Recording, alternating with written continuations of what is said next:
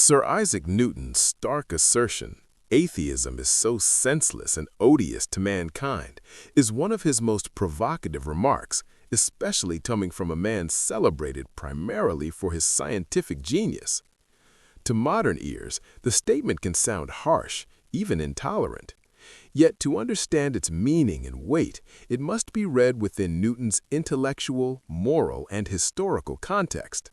Far from being a careless insult, the statement reveals how Newton understood reason, order, morality, and the human condition itself.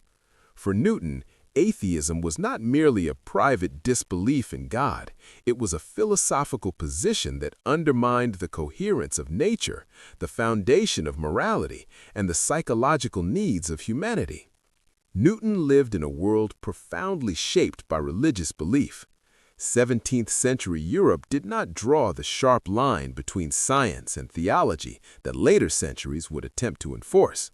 On the contrary, the pursuit of scientific knowledge was widely regarded as a way of uncovering divine order. Newton himself saw his work in physics and mathematics as a form of natural theology, an exploration of the laws God had written into the fabric of the universe. To him, the elegance and precision of nature were not accidental, but intentional, pointing unmistakably to an intelligent creator. When Newton calls atheism senseless, he is making a philosophical argument rather than a purely emotional one.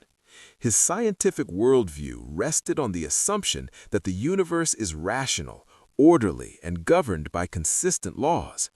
Gravity, motion, and celestial mechanics followed precise mathematical principles. Newton believed that such order could not arise from chaos or blind chance.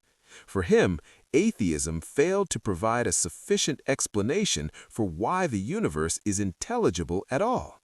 Without God, the harmony of nature appeared inexplicable, an effect without an adequate cause.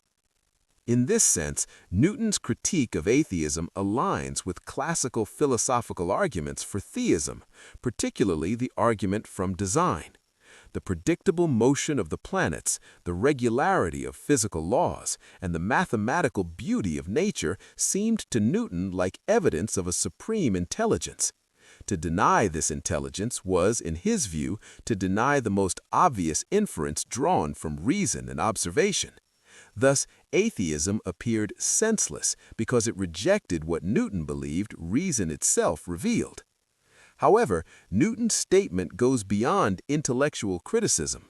He also calls atheism odious to mankind, a phrase that shifts the focus from reason to human nature and social life. Here, Newton is concerned not just with what atheism says about the universe, but with what it does to people and societies. He believed that belief in God undergirded moral responsibility, social order, and a shared sense of meaning. Without God, he feared, moral laws would lose their ultimate authority. For Newton, morality was not merely a social contract or a convenient human invention. It was grounded in divine law. God was the guarantor of justice, the final judge who ensured that good and evil were not arbitrary concepts. Atheism, in his view, threatened to reduce morality to personal preference or political expediency. If there is no higher authority than human opinion, then moral norms become fragile, easily bent by power or self-interest. This, Newton believed, made atheism dangerous, not only philosophically flawed, but socially corrosive. The word odious suggests emotional repulsion, and this too reflects Newton's understanding of human psychology. He believed that humans naturally seek meaning, purpose, and moral order. Religion, in his view, answered these deep needs by placing human life within a cosmic narrative governed by justice and intention.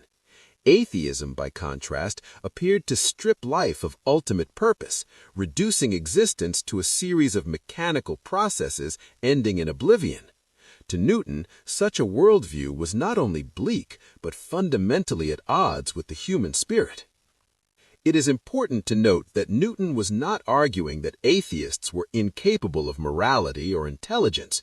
Rather, he believed atheism as a system failed to account for the very values and rational capacities atheists themselves relied upon. Reason, moral intuition, and the desire for truth all seemed to Newton to presuppose a rational source beyond humanity. In this way, he viewed atheism as self-defeating, using tools that its own worldview could not fully justify. Newton's hostility towards atheism must also be understood in light of the religious conflicts of his time. Europe had endured devastating wars fueled by theological disputes, and the stability of society was often associated with shared religious belief. To question God's existence was not merely a personal philosophical stance, it was seen as a threat to social cohesion. Newton feared that widespread atheism could erode trust, obedience to law, and respect for authority. Whether this fear was justified is debatable, but it explains the intensity of his language. From a modern perspective, Newton's statement invites both critique and reflection. Today, many argue that morality, meaning, and scientific inquiry can exist independently of belief in God. Secular philosophies have developed sophisticated ethical systems, and atheists contribute richly to science, art, and society. In this light, Newton's claim may seem overly sweeping or unfair, yet dismissing it outright risks missing its deeper challenge. Newton forces us to confront fundamental questions. Why does the universe obey laws at all? What grounds our belief in objective truth and moral obligation? Is meaning something we invent or something we discover? Even if one rejects Newton's conclusion, the questions he raises remain unresolved and deeply contested. His critique of atheism is less about attacking individuals and more about exposing what he saw as philosophical gaps in a godless worldview. Moreover, Newton's words remind us that science itself rests on assumptions that are not purely empirical. The belief that nature is orderly, intelligible, and worth studying is not proven by experiments, it is presupposed. Newton interpreted these assumptions theologically. Others interpret them differently, but the fact that such assumptions exist suggests that science alone does not answer every foundational question. In the end, atheism is so senseless and odious to mankind reveals as much about Newton as it does about atheism. It shows a man who believed passionately in the unity of truth, reason, morality, and faith. To Newton, God was not an optional add-on to scientific understanding, but its deepest foundation. Atheism, therefore, appeared to him not as a neutral alternative, but as a rupture, severing humanity from the source of order, meaning, and moral coherence.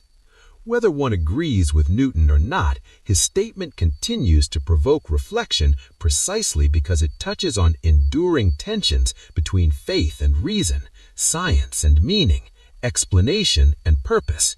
It challenges modern readers to examine the philosophical roots of their own beliefs and to ask whether the universe and human life within it can truly be understood as ultimately accidental.